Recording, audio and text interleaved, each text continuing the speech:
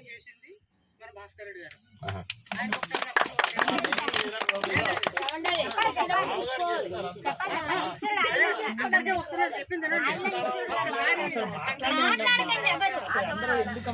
సంకల్పం చేసిన తర్వాత దాన్ని కార్యాచరణలోకి తీసుకురావడానికి ఇంతవరకు కృషి చేస్తున్నది కృష్ణారావు గారు.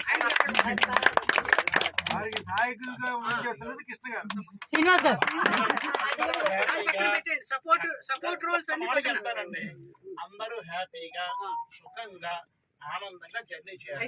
ఈ జర్నీలో మొత్తం నేను 2 పాయింట్స్ చెప్తాను. ఏమిటంటే ఒకటి ఓపిక చాలా ఇంపార్టెంట్ అందరికి, మీకు కానీ నాకు కానీ అందరికి. రెండవది శాంతం. ఈ 2 ఉండాలండి. ఎందుకంటే కారణం చెప్పంటారు, మనకి ఒకసారి వెళ్ళిన దగ్గర టైం చెప్పలేము.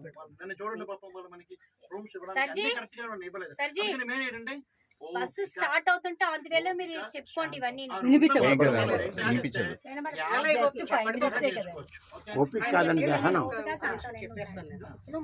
ఇప్పుడు మనం అందరము ఆల్రెడీ ఇంతకు ముందు టూర్లకు వెళ్ళి వచ్చిన వాళ్ళమే, ఆల్ ప్రొఫెషనల్స్ అందరూ కూడా. అంటే పెద్ద పెద్ద టూర్స్, సదరన్ ట్రావెల్స్ అని, థాపస్ కుక్ అని ఇలా వెళ్ళాం. అదంతా చాలా ప్రొఫెషనల్ గా నడుస్తుంది. మన కాల్ కింద పెట్టినప్పటి నుంచి అన్ని రెడీమేడ్ గా అవైలబుల్ ఉంటాయి. కానీ ఇక్కడ అలా ఉండదు. ఎందుకంటే మనం అందరం కూడా ఎవరో అన్న, చెల్లి, తమ్ముడు, అక్క, బావ, మరి అందరం చుట్టాలమే వెళ్తున్నాము. కాబట్టి ఈ గోలన్నీ పక్కన పెట్టి మనం అడ్జస్ట్మెంట్ చేసుకుంటూనే ముందుకు వెళ్ళిపోవాలి.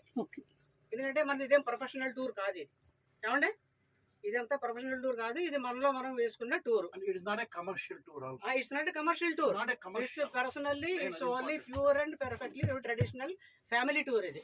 కాబట్టి మనం అందరం కూడా అడ్జస్ట్మెంట్ అవ్వాల్సిందే, అవుతూ ముందుకు వెళ్ళిపోవాలి. ఇప్పుడు చేసేవాళ్ళు ఇప్పుడు అందరూ చేయలేరు. చేసేవాళ్ళు ఒకళ్ళు ఇద్దరు ఉన్న వాళ్ళని వెనక లాక్కూడదు. అంచేత నా రిక్వెస్ట్ ఏంటంటే, ఇది నేను కూడా అనుభవించాను. అదే ఎవరైనా సరే సార్, ఎవరైనా కూడా నేను చెప్పేది అదే ఏంటంటే, అందరూ కలిసి కట్టుగా ముందుకు వెళ్ళిపోవాలి. ఇచ్చేస్తాను, ఎవడైనా చూసుకుని నాకు అబ్జెక్షన్ లేదు. ఏం అక్కర్లేదు సార్, ఫ్యామిలీ టూర్. ఇప్పుడు వెళ్ళే డే సెకండ్ ఏంటంటే, ఇప్పుడు మనం ఇప్పుడు భద్రకాళి టెంపుల్కి వెళ్ళిపోదాం సార్. భద్రకాళి టెంపుల్ నుంచి ఇక మిగతా టెంపుల్స్ ఆల్రెడీ చూసేశారు కాబట్టి అందరూను. బాల్కెం బీచ్ ఉంది. ఆ బీచ్ కి వెళ్ళిపోయి ఇంటి నుంచి 10 కిలోమీటర్స్ దూరంలో బాల్కెం బీచ్ ఉంది. ఆ బీచ్ దగ్గరే మనకి అలవి ఆంజనేయ స్వామి టెంపుల్ ఉందండి. అలవి ఆంజనేయ స్వామి టెంపుల్కి వెళ్ళి అక్కడ అది కంప్లీట్ చేసుకున్న తర్వాత, బీచ్ లో కాసేపు మనం టైం పాస్ చేసుకున్న తర్వాత, ఈ టెంపుల్ అయిపోయిన తర్వాత మళ్ళీ మనం 12 గంటలకల్లా టెంపుల్కి వెళ్ళిపోయి మన మహాబలేశ్వరి టెంపుల్ కి అక్కడ ప్రసాదం భోజనాలు అక్కడ చేసేసి అక్కడి నుంచి మళ్ళీ మనం రూమ్ కి వచ్చేసామంటే మళ్ళీ 3 o'clock బయలుదేరి వెళ్ళిపోదాం. ఇప్పుడు మళ్ళీ ప్రోగ్రామ్ కొద్దిగా చేంజ్ ఉంది. ఇక్కడి నుంచి డైరెక్ట్ గా భద్రకాళికి వెళ్తామా? మరి ముందు అదే అనుకున్నాం కాదు. టెంపుల్ అంటే అదే భద్రకాళి టెంపుల్. మిగతా టెంపుల్స్ అన్ని చూసినా కానీ ముందే చూస్తా ఉన్నారు వీళ్ళందరూ. అదే కాంపౌండ్ లో బస్ స్టాండ్ దగ్గర అది కూడా అయితే పర్వాలేదు. ఎందుకంటే లేదా నేను ఆయన భద్రకాళి టెంపుల్ ఉంది అని చెప్పాను. ఆయన ఎవరు? మా మిత్రుడు, అదే రామన్ గారు. ఇప్పుడు ఇద్దరు దిగారు కదా వాళ్ళు. ఇప్పుడు ఎక్కడికి వెళ్తున్నారు, ఎక్కడికి వెళ్ళారు మరి వాళ్ళు ఇద్దరు? ఇప్పుడు అదే ఓకే, చాలా దూరం ఏమో. ఆయన అక్కడికే వచ్చేస్తాడు.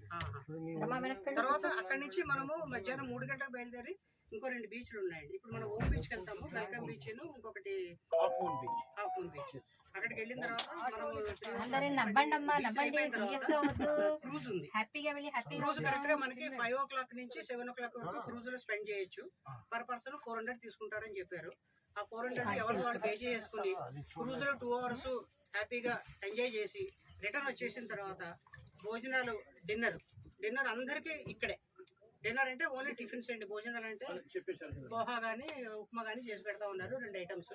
ఇక్కడ హాయిగా తినేసి పడుకుని పొద్దున్న మళ్ళీ రేపు పొద్దున్న ప్రోగ్రామ్ మళ్ళీ ఒకసారి వర్గంతో మాట్లాడి మనం ఇందులో మళ్ళీ అనౌన్స్ చేసుకుని చెప్పుకుందాం. ఓకేనా సార్? ఓం నమః శివాయ.